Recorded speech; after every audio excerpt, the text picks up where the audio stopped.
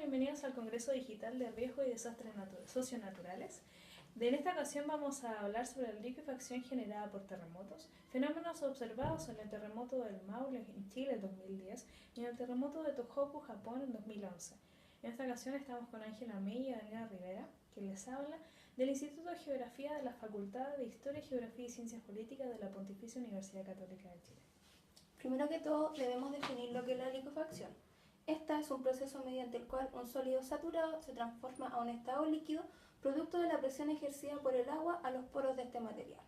Para que ocurra liquefacción tenemos que tener 4 elementos principales. El primero de ellos es un estado granular y suelto, principalmente compuesto por arenas y limos, los cuales tiene que haber mucho espacio entre los poros, por lo tanto que sean poco cohesionados. El segundo material importante es el agua, que quiere decir que el nivel freático esté cercano a la superficie. El tercer elemento, y el más importante, como detonador de la liquefacción, son los esfuerzos cíclicos de cizalla producidos por las ondas S de los terremotos, y finalmente que estos materiales no están a gran profundidad. Para poder explicar el proceso de la liquefacción, nosotros los dividimos en 3 etapas. La primera, en la cual nos encontramos frente a un suelo con partículas muy poco cohesionadas, o sea sueltas, y con un nivel freático en altura. El segundo es cuando comienza el terremoto en sí mismo y comienza a aplicar esfuerzos cíclicos de cizalla a través de la onda S a nuestro suelo. Y el tercero, que es cuando está produciéndose la liquefacción como tal, los esfuerzos cíclicos de cizalla empiezan a imprimir presión al agua. Esta, al no ser un material compresible, empieza a ejercer presión sobre los poros los poros, lo cual genera que las partículas se empiecen a separar cada vez más para finalmente comportarse como un suelo. Pierden totalmente su cohesión. Al momento de terminar el terremoto, por lo tanto los esfuerzos cíclicos de cizalla, el suelo finalmente logra sentarse y el agua emerge a la superficie, provocando con esto los daños a la infraestructura. Para esta ocasión estudiaremos casos durante el siglo XX y el siglo XXI, 3 terremotos tanto para Japón como para Chile, respectivamente.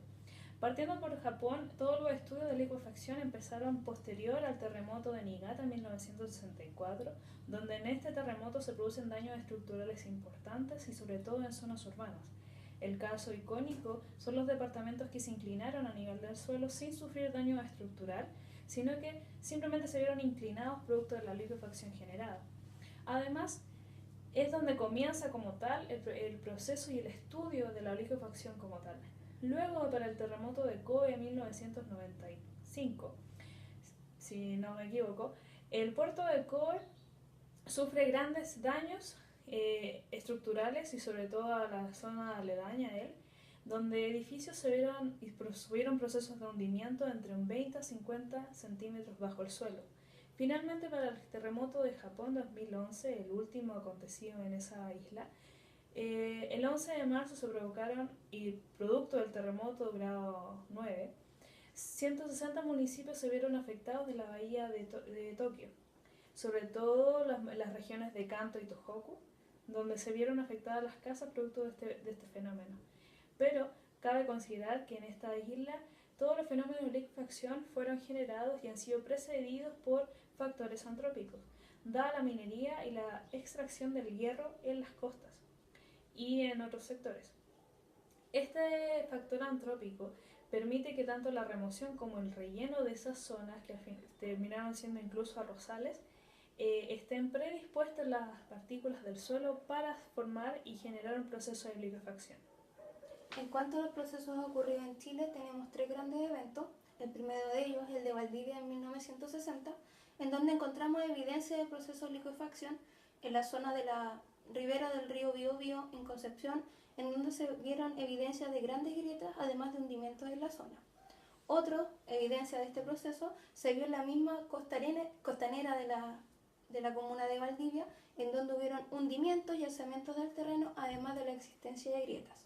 También en lo que es en la comuna de Angelmó, varios pozos de bencineras salieron hacia la superficie y en Puerto Montt se vieron la zona portuaria muy afectada, ya que hubieron deslizamientos y hundimientos de la infraestructura portuaria. Otro de los eventos importantes en donde presencia liquefacción en nuestro país es en el terremoto de 1985 en San Antonio, siendo el puerto de San Antonio el principal afectado. en donde parte de los muros existentes en el puerto se vieron desplazados, hundidos y alzados, además de que los pilares sobre los que se asentaban parte de la infraestructura se deslizaron y rompieron en muchas ocasiones.